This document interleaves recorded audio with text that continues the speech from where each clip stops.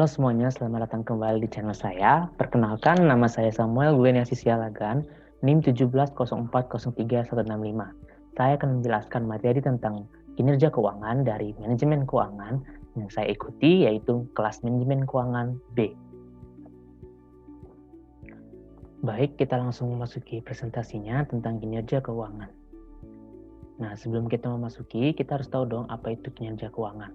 Nah, kinerja keuangan adalah suatu analisis yang dilakukan untuk melihat sejauh mana suatu perusahaan telah melaksanakan dengan menggunakan aturan pelaksanaan keuangan dengan baik dan benar. Nah, unsur dari kinerja keuangan itu tersendiri yaitu unsur yang berkaitan secara langsung dengan pengukuran kinerja perusahaan. Nah, itu biasanya disajikan pada laporan keuangan yang disebut sebagai laporan laba rugi, penghasilan bersih, yang seringkali digunakan sebagai ukuran kinerja atau sebagai dasar bagi ukuran lainnya. Kemudian ada kegunaan bagi perusahaan. Nah, kegunaan kinerja keuangan itu ada dalam berbagai aspek. Yang pertama dalam aspek manajemen, yaitu mengelola operasi organisasi secara efektif dan efisien melalui pemotivan karyawan secara maksimal. Yang kedua, membantu pengambilan keputusan yang berhubungan dengan karyawan, seperti promosi, transfer, dan pemberhentian. Yang ketiga, ada mengidentifikasikan kebutuhan pelatihan dan pengembangan karyawan dan menyediakan kriteria promosi dan evaluasi program pelatihan karyawan. Yang keempat, ada menyediakan umpan balik bagi karyawan, bagaimana atasan menilai kinerja mereka. Yang kelima, ada menyediakan suatu distribusi penghargaan. Kemudian, dalam aspek keuangan, yang pertama, untuk mengetahui tingkat likuiditas, yaitu kemampuan perusahaan untuk memenuhi kewajiban keuangan pada saat ditagih. Yang kedua, untuk mengetahui tingkat solvabilitas, yaitu menunjukkan kemampuan perusahaan untuk memenuhi kewajiban keuangannya. Apabila perusahaan tersebut dilikuidasi, baik kewajiban jangka pendek maupun jangka panjang. Kemudian, untuk mengetahui tingkat profitabilitas, yaitu untuk menunjukkan kemampuan perusahaan untuk mendapatkan laba selama periode tertentu. Kemudian ada untuk mengetahui tingkat stabilitas, yaitu kemampuan perusahaan untuk melakukan usahanya dengan stabil yang diukur dengan mempertimbangkan kemampuan perusahaan.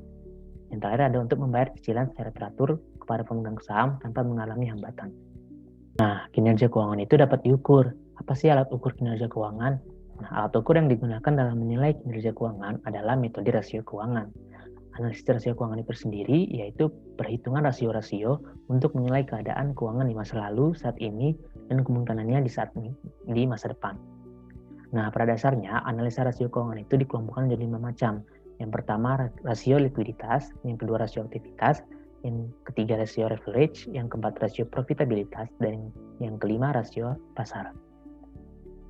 Nah, kemudian untuk rumus-rumus dari rasio tersebut dapat dilihat seperti pada presentasi berikut. Nah, kemudian dari alat ukur sendiri, rasio keuangan itu ada keunggulan dan keterbatasannya. Keunggulannya itu yaitu yang pertama, rasio merupakan angka-angka atau ikhtisar statistik yang lebih mudah dibaca dan ditafsirkan. Yang kedua, rasio merupakan pengganti yang sederhana dari informasi yang disajikan laporan keuangan yang sangat rinci dan rumit. Yang ketiga, rasio mengetahui posisi perusahaan di tengah industri lain. Rasio sangat bermanfaat untuk bahan dalam mengisi model-model pengambilan keputusan dan model prediksi. Selanjutnya, rasio menstandarisasi size perusahaan. Dan yang terakhir, dengan rasio lebih mudah memperbandingkan perusahaan dengan perusahaan lainnya atau melihat perkembangan perusahaan secara periodik atau time series. Kemudian untuk keterbatasan tersendiri yaitu kesulitan dalam mengidentifikasi kategori industri dari perusahaan yang dianalisis apabila perusahaan tersebut bergerak di beberapa bidang usaha. Yang kedua, perbedaan metode akuntansi akan menghasilkan perhitungan yang berbeda. Misalnya, perbedaan metode penyusutan atau metode penilaian persediaan. Kemudian ada rasio keuangan disusun dari data akuntansi dan data tersebut dipengaruhi oleh cara penafsiran yang berbeda, bahkan bisa merupakan hasil manipulasi. Yang terakhir, informasi rata-rata industri adalah data umum dan hanya merupakan hasil manipulasi. Kemudian, dari kinerja keuangan tersebut dapat dinilai dengan kriteria-kriterianya. Nah, kriteria dari kinerja keuangan tersebut dapat dikelompokkan menjadi rasio-rasio tadi, ada 5. Nah, sebenarnya rasio-rasio tersebut itu apa saja sih kriterianya? Nah, kriteria dari rasio yang pertama itu adalah rasio profitabilitas, yaitu rasio untuk menilai kemampuan perusahaan dalam mencari keuntungan. Rasio ini menunjukkan gambaran tentang tingkat efektivitas pengelolaan perusahaan dalam menghasilkan laba selama periode tertentu. Nah, perusahaan yang mempunyai laba atau keuntungan yang tinggi dipastikan kinerja keuangannya itu baik. Hal ini dikarenakan kemampuan perusahaan dalam menjual produk atau jasa dikurangi biaya yang dihasilkan dalam aktivitas operasional perusahaan, sehingga dapat menaikkan nilai perusahaan. Kemudian yang kedua ada rasio aktivitas. Nah, rasio aktivitas itu rasio yang digunakan untuk mengukur efektivitas perusahaan dalam menggunakan aktiva yang dimilikinya. Nah, kinerja keuangannya dikatakan baik jika dalam penggunaan aktiva seimbang dengan aktivitas operasional perusahaan tersebut. Jika penggunaan aktiva lebih banyak dibandingkan aktivitas operasionalnya, maka kinerja keuangannya kurang baik. Hal ini juga menjadi salah satu pertimbangan investor dalam pengambilan keputusan untuk menanamkan sahamnya pada sebuah perusahaan. Kemudian ada rasio solvabilitas. Rasio solvabilitas itu tersendiri adalah rasio yang digunakan untuk mengukur sejauh mana aktiva perusahaan dibiayai dengan utang. Artinya, seberapa besar beban utang yang ditanggung perusahaan dibandingkan dengan aktivanya. Jika pembelian aktiva atau pembiayaan biaya operasional terlalu banyak menggunakan hutang, maka itu tidak baik.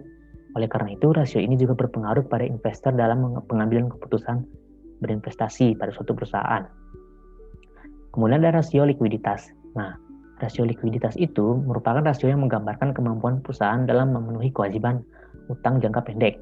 Jika sebuah perusahaan mampu membayar kewajibannya secara tepat dan tidak ada risiko gagal bayar, maka kinerja perusahaan tersebut dapat dikatakan baik. Seseorang tentu tidak mau berinvestasi pada perusahaan yang mempunyai risiko gagal bayar yang tinggi. Kemudian, untuk mengukur kinerja itu ada ukuran-ukurannya. Yang pertama, ukuran kriteria tunggal atau single kriteria, yaitu ukuran kinerja yang satu ukuran untuk menilai kinerja manajer. Yang kedua, ada ukuran kriteria gabungan atau multiple kriteria, yaitu ukuran kinerja yang menggunakan berbagai macam ukuran untuk menilai kinerja manajer. Tujuannya adalah untuk mengukur kinerja manajer dan mengarahkannya kepada berbagai kinerja. Kemudian ada ukuran kinerja gabungan atau compositive kriteria, yaitu ukuran kinerja yang menggunakan berbagai macam ukuran untuk menghitungkan bobot masing-masing ukuran, kemudian menghitung rata-ratanya sebagai ukuran yang menyeluruh kinerja manajer. Nah, kemudian penilaian kinerja keuangan tersebut memiliki standarnya, yaitu menurut Peraturan Menteri Negara Koperasi dan Usaha Kecil dan Menengah Republik Indonesia Nomor 6 Tahun 2006. Nah, berikut adalah komponen standar nilai kriteria yang berlaku. Contohnya untuk ukuran rasio. Misalnya, dia memiliki standar yaitu di atas 200%, maka nilainya 100 dan kriterianya sangat baik. Begitu juga dengan quick ratio. Misalnya, standarnya ada ditemukan 105% sampai 149%. Nilainya diberikan 25, maka kriterianya itu kurang baik. Begitu juga dengan rasio TH dengan TH, rasio TH dengan MS, return on asset, dan return on equity. Mereka semua memiliki standar penilaian masing-masing dengan nilai dan kriterianya masing-masing. Kemudian ada economic value added atau EVA. Nah, EVA itu merupakan indikator tentang adanya perubahan nilai dari suatu investasi. EVA sendiri itu yang positif menunjukkan bahwa manajemen perusahaan berhasil meningkatkan nilai perusahaan bagi pemilik perusahaan sesuai dengan tujuan manajemen keuangan dalam memaksimumkan nilai perusahaan. Nah, ada beberapa langkah yang harus dilakukan dalam perhitungan EVA. Yang pertama, menghitung laba bersih setelah pajak, yaitu NOPAT. Yang kedua, menghitung modal yang diinvestasikan total. Yang ketiga, menentukan sebuah biaya modal atau WACC. Dan terakhir, menghitung EVA, yaitu NOPAT dikurang WACC. Kemudian rumusan tolak ukur EVA dapat dilihat sebagai presentasi. Nah, rumusnya itu secara sederhana, penjualan bersih dikurang biaya operasi itu sama dengan laba operasi. Laba operasi, pendapatan sebelum bukan pajak, dikurang pajak sama dengan laba operasi bersih sudah pajak atau NOPAT. Sedangkan laba operasi bersih sudah pajak, NOPAT dikurang biaya modal yang diinvestasikan dikali biaya modal dikurang EVA. Jadi, rumus EVA itu laba operasi setelah pajak, NOPAT dikurang total biaya modal sendiri dari seluruh modal yang dipergunakan untuk menghasilkan laba tersebut. Nah, tolak ukur EVA itu, bila EVA di atas 0, maka terjadi proses nilai tambah pada perusahaan. Jika EVA sama dengan 0, jadi menunjukkan posisi impas perusahaan. Yang ketiga, jika EVA kurang dari 0, berarti total biaya modal perusahaan lebih besar daripada laba operasi setelah pajak yang diperolehnya. Kemudian ada penilaian kriteria kinerja keuangan. Di sini dapat dibagi menjadi dua, di mana perusahaan itu dapat dinilai dengan kriteria baik dan kriteria buruk. Contohnya untuk kriteria baik, perusahaan mampu memenuhi seluruh kewajiban finansialnya apabila perusahaan dilikuidasi. Nah, jika kriterianya buruk, maka perusahaan tidak mampu memenuhi seluruh kewajiban finansialnya apabila perusahaan dilikuidasi. Yang kedua, perusahaan mampu membayar semua kewajiban finansial. Jika kriteria-kriterianya buruk, maka perusahaan tidak mampu membayar semua kewajiban finansial. Kemudian jika kriteria baik, maka perusahaan berhasil menghasilkan keuntungan. Kebalikannya, perusahaan mengalami kerugian itu dinilai memiliki kriteria yang buruk. Selanjutnya, efektif dalam mengelola sumber daya itu dikriteriakan baik, sedangkan tidak memanfaatkan sumber daya dengan efektif itu mendapat kriteria yang buruk. Selanjutnya, jika kinerja keuangan suatu perusahaan itu buruk, saran apa sih yang dapat diberikan? Nah, saran yang dapat diberikan apabila kinerja keuangan buruk, yang pertama adalah semua informasi tentang aliran pendapatan dan pengeluaran dapat dicatat dengan baik, valid, dan transparan, sehingga laporan keuangan juga dapat menjadi dasar penilaian dari kinerja unit usaha dan tim karyawan yang ada di perusahaan tersebut. Kedua, di samping menggunakan analisis fundamental, dapat mempertimbangkan untuk memasukkan analisis teknikal yang berdasarkan pada data-data pasar di masa lalu sebagai salah satu cara dalam mengambil keputusan investasi, khususnya dan investasi jangka pendek yang berdampak pada nilai perusahaan. Yang ketiga, memilih saham-saham perusahaan yang memiliki kinerja keuangan yang baik dan memiliki pergerakan seharga saham yang menguntungkan. Nah, kemudian saran yang lain itu menggunakan teknik analisis kinerja keuangan. Yang pertama ada analisis perbandingan laporan keuangan.